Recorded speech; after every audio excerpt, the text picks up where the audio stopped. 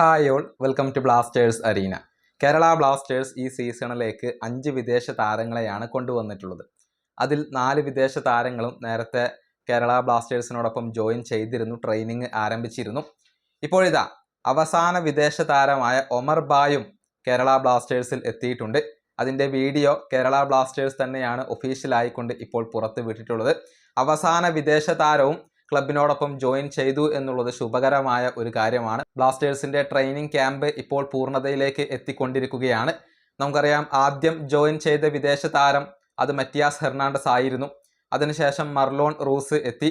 അതിനുശേഷം വിക്ടർ ബെർത്തോമു, അതുപോലെ തന്നെ കെവിൻ യോക്ക് എന്നിവർ ഒരുമിച്ചെത്തുകയായിരുന്നു.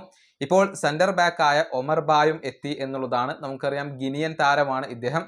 എന്നാൽ ഒരുപാട് കാലം സ്പെയിനിൽ കളിച്ച് പരിചയമുള്ള താരമാണ്. ആ ഒരു എക്സ്പീരിയൻസും കൊണ്ടാണ് ഇപ്പോൾ ഒമർ ബാ കേരള ബ്ലാസ്റ്റേഴ്സിലേക്ക് എത്തുന്നത്. സെന്റർ ബാക്ക് ആണ്. മികച്ച രൂപത്തിലുള്ള ഒരു പ്രകടനം അദ്ദേഹത്തിൽ നിന്നും ആരാധകർ പ്രതീക്ഷിക്കുന്നുണ്ട്.